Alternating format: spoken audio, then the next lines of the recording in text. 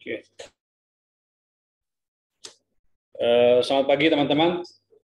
Assalamualaikum warahmatullahi wabarakatuh. Terima kasih sudah bergabung di Zoom untuk keterangan pers Pak Menko Polhukam akan menyampaikan hasil kunjungan kerja beliau saat memimpin delegasi Indonesia dalam sidang Dewan HAM PBB dan bertemu dengan Komisi Tinggi HAM PBB di Jenewa.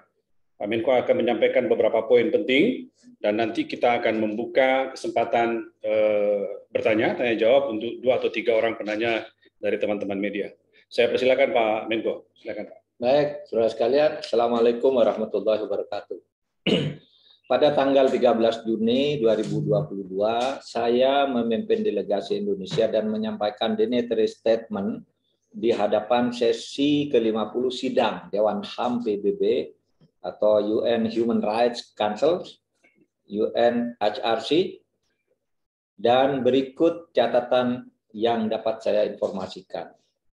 Pada pidato di sesi ke-50 sidang Dewan HAM PBB tanggal 13 Juni 2022, saya menyampaikan antara lain penanganan pandemi COVID di Indonesia yang berjalan dengan baik dan tetap melindungi HAM, dan penetapan rancangan aksi nasional pemajuan hak asasi manusia atau RANHAM periode 2021-2025 dengan target 4 kelompok rentan, yakni anak-anak, kaum perempuan, penyandang disabilitas, dan masyarakat adat.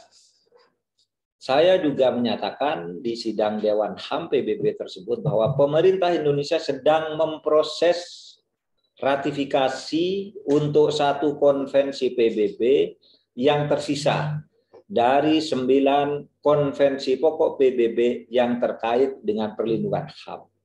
Artinya, kita sudah meratifikasi 8 konvensi dari 9 konvensi pokok tersebut.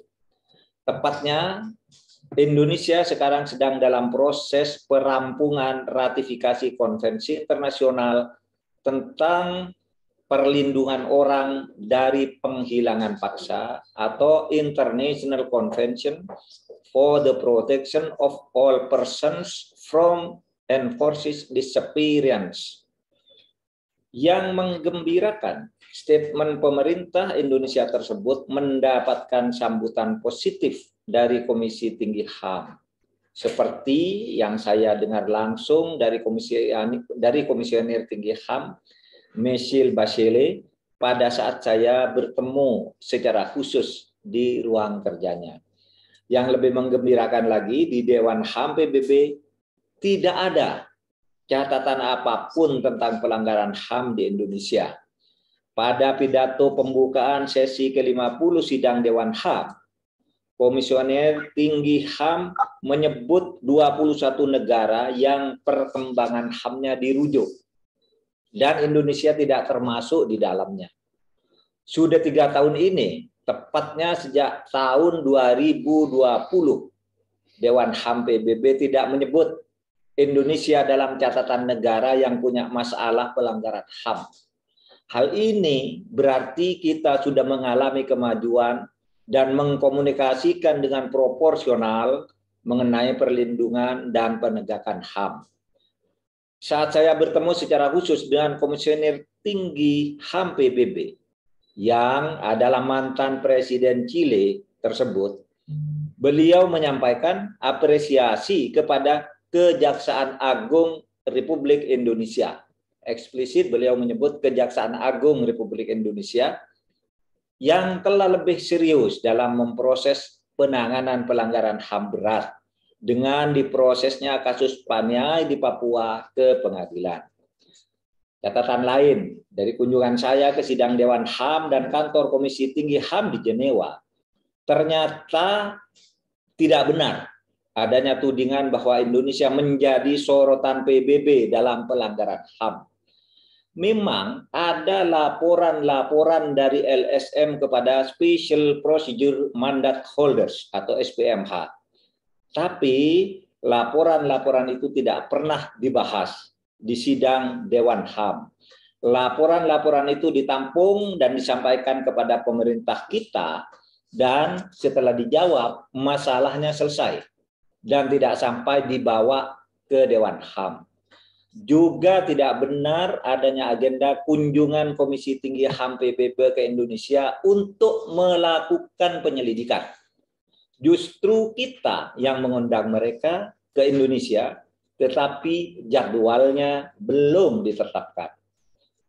Saudara, saya juga hadir dan memberikan keynote speech dalam acara side event di sela-sela sidang Dewan HAM PBB yang diselenggarakan oleh Komnas HAM Republik Indonesia bersama Perutusan Tetap Republik Indonesia di Jenewa dan diikuti oleh institusi-institusi pegiat HAM internasional.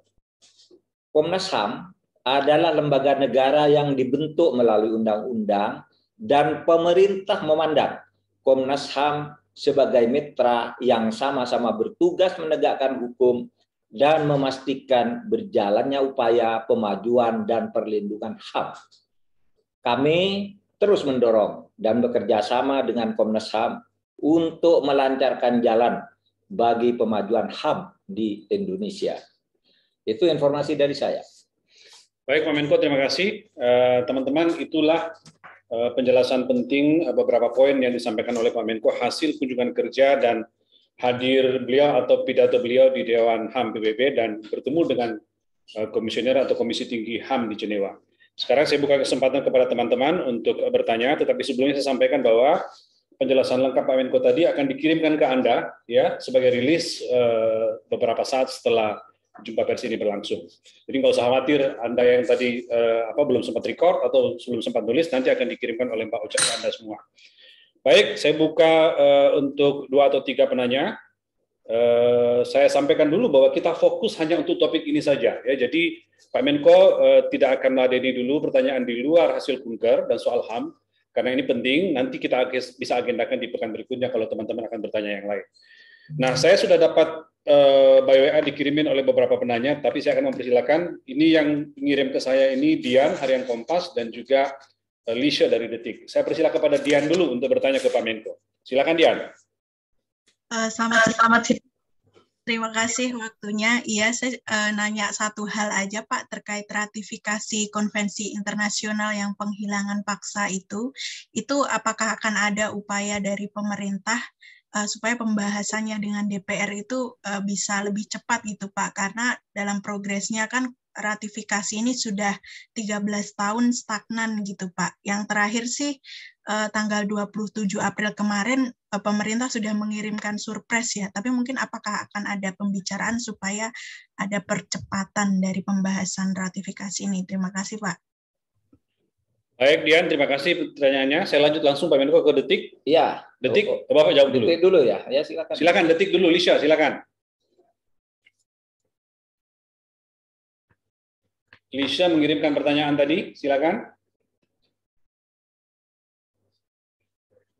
Belum. Oke, sambil kita proses, kalau gitu Pak Menko menjawab dulu pertanyaan Dian dari Kompas tentang ratifikasi. Monggo Pak.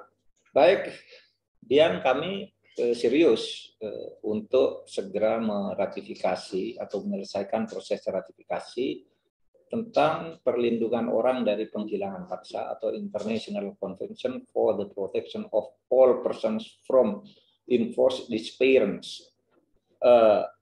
Ini sudah disampaikan betul ke DPR dan sudah lama, dan April kemarin kita juga sudah menyentuh lagi ya, mengirim surpres, dan kita akan sampaikan lagi secara lisan dalam hubungan langsung bahwa ini mendapat perhatian dari Dewan HAM PBB untuk segera diselesaikan, karena kan sebenarnya konvensi internasional itu banyak sekali, tetapi yang dianggap pokok itu hanya 9, dan dari 9 ini kita sudah meratifikasi 8, tinggal 1 ini yang tertunda.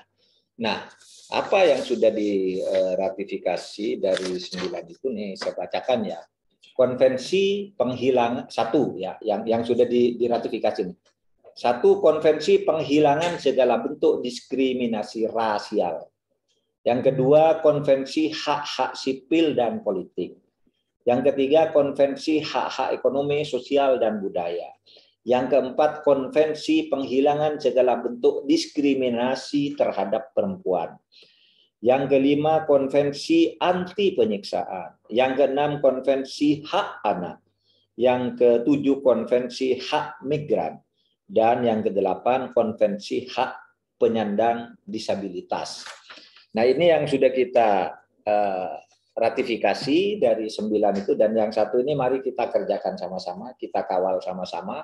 Kalau saudara di media juga sering mengingatkan kita, tentu kita juga akan lebih intens mengingatnya, karena di antara tugas-tugas yang banyak itu terkadang hari ini lewat, besok ingat, hari ini lewat, besok ingat. Tetapi ini menjadi perhatian khusus karena ini adalah laporan saya atau speech saya di Dewan HAM PBB, sehingga harus segera ditindaklanjuti sebagai janji baru, janji terbaru kepada dunia internasional.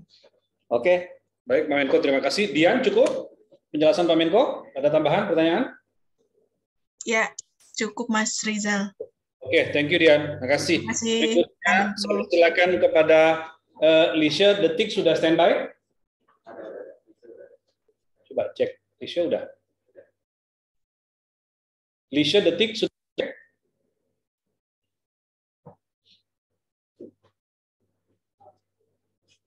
Suaranya kali.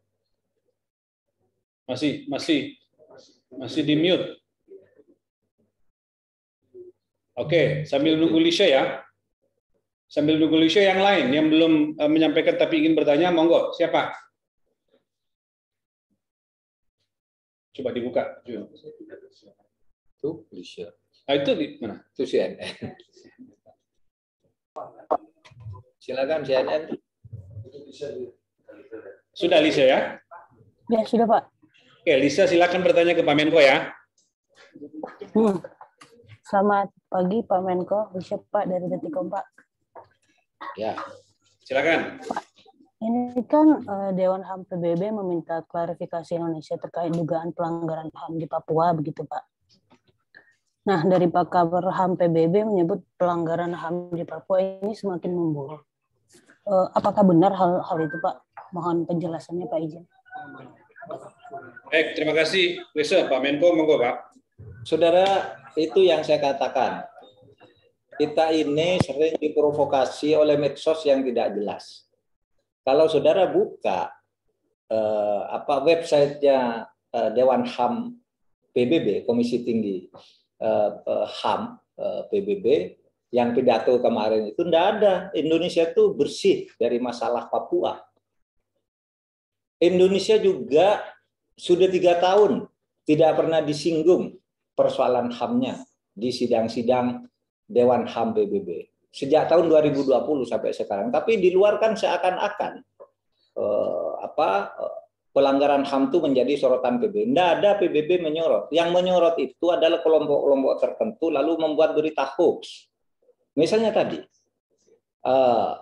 laporan dari LSM kepada SPMH, ya, Special Procedure Mandate Holders, itu satu unit intelektual di bawah Dewan HAM PBB yang itu menerima laporan dari negara mana saja, termasuk dari Amerika, dari Belanda, dari berbagai dunia, lalu dikembalikan ke pemerintah yang bersangkutan.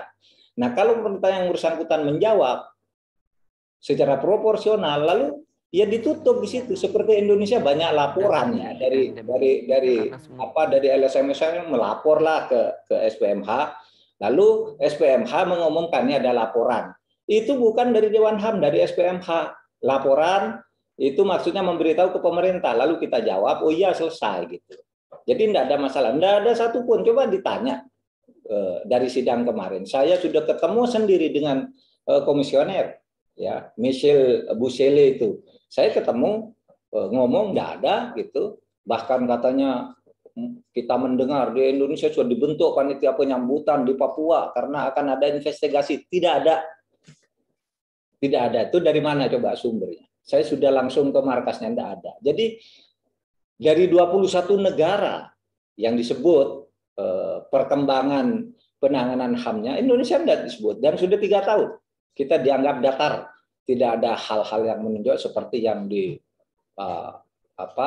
tidak ada hal-hal yang menonjol seperti yang banyak diributkan di medsos. Tidak ada itu di medsos. Saya Komnas HAM juga ada di situ kemarin di Jenewa, juga tidak menemukan yang secara resmi ya. Kalau gosip di luar parlemen itu biasa saja, di mana-mana, di sini juga banyak. Tetapi di resmi PBB tidak ada. Dan ini yang akan kita tindak lanjuti. Bahkan itu Michelle Bachelet itu sebagai komisioner itu menyebut secara eksplisit institusi Kejaksaan Agung. Dia menyatakan memberi apresiasi kepada Kejaksaan Agung Republik Indonesia. Itu dia bilang gitu. Yang telah menangani, memproses dugaan-dugaan pelanggaran HAM berat dengan proporsional dan sekarang sudah mengajukan satu kasus ke pengadilan, yaitu kasus Paniai. Kasus Paniai itu satu-satunya kasus pelanggaran HAM berat yang direkomendasikan oleh Komnas HAM ya, yang terjadi pada era Pak Jokowi. Nah, 12 lainnya itu terjadi di masa lalu dan sulit diselesaikan. Yang ini langsung kita selesaikan. Begitu, Lisha. Baik, Lisha, dari Detik, terima kasih. Sekarang saya kasih kesempatan ke yang lain lagi, masih ada waktu. Silakan kalau masih ada yang mau bertanya.